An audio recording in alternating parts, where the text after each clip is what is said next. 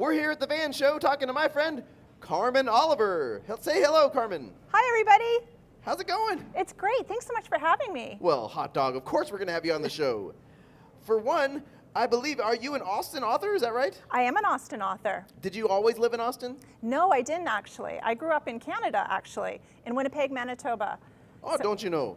Yeah, there was lots of snow. Oh, yeah? Yeah, big mountains of snow. Now, you're an author, I see. I am an author. Have you always been an author? Were you born writing? I wasn't born writing, but I would love to write. I was always writing in school. So my first book in school was about two best friends called Camel and Bear. And I still have the book. My mom kept it, actually. So I still have it as to remind me of how young I was when I first started writing. And I wrote a lot of poetry when I got into high school. And then I used to work for the TV news station, the radio station at my high school. So I would write articles and talk on the radio. Oh. So I've but then when I went off to college, I don't know if I was maybe confident enough in my abilities.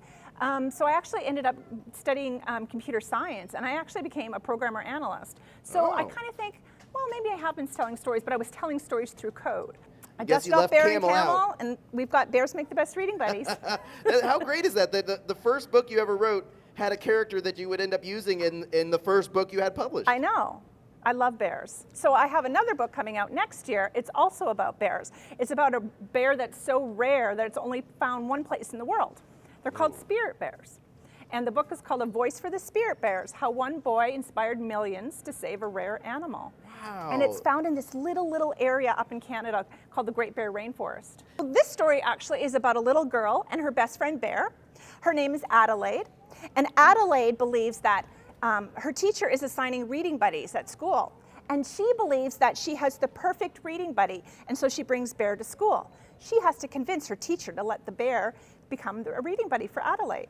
Oh. So the book is about how Adelaide stands up for her bear and how she basically changes Mrs. Fitzpee's mind to let the bear into the classroom. What was the name of the teacher? Mrs. Fitzpee. Mrs. Fitzpee. Mrs. Fitzpee. That's a name I've never heard before. I know, I love that name. That's I'm a good so one. glad it finally made it into a book. Is it a name you've been kicking around for a while? It's been a name that's been in several stories that I was working on, yes. That's so great. Awesome. Now, this was not illustrated by you, is that right? No, this was illustrated by Jean-Claude.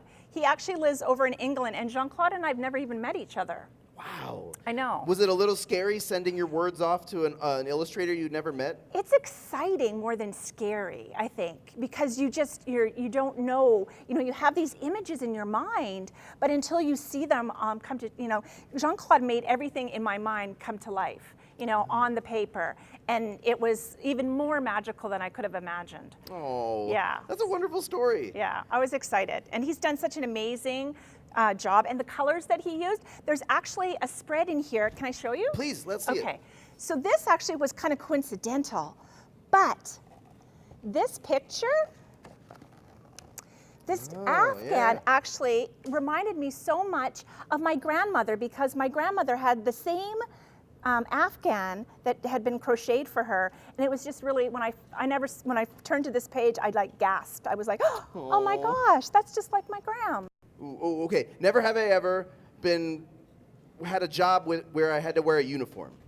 Oh, I have. You have? Yes. Tell us about it. Okay, so when I was 19 years old, of course I was still living up in Canada, and I joined the RCMP. It's the federal police. What's that stand for? Royal Canadian Mounted Police. And in French, it's GRC, which is Gendarmerie du Royal du Canada. Huh. And That so sounds I fancy. wanted to be a police officer. And so I became a recruit. And so I had to learn how to throw people over my shoulder in judo. Whoa. And I had karate. And I had to learn how to drive a car fast. And one of the things I didn't like the most, we ran every day. I marched, studied a lot of law, learned to shoot. But the one thing I didn't like was they had this big swimming pool, and they made us do what they called ins and outs. So we'd have to jump into the pool, go all the way to the bottom, holding our breath, then we'd have to jump and then we'd have to get out of the pool, and we'd have to do that repetitive times. But the pool was like old and concrete, so I didn't have a lot of upper body strength. So my knees, I'd have to use my knees to kind of try and climb up onto the ledge, and so my knees would get bloodied by the time I'd done 50 of them. Jeez. Yeah. That sounds like James Bond training. Yeah, it was pretty intense. Goodbye. Goodbye.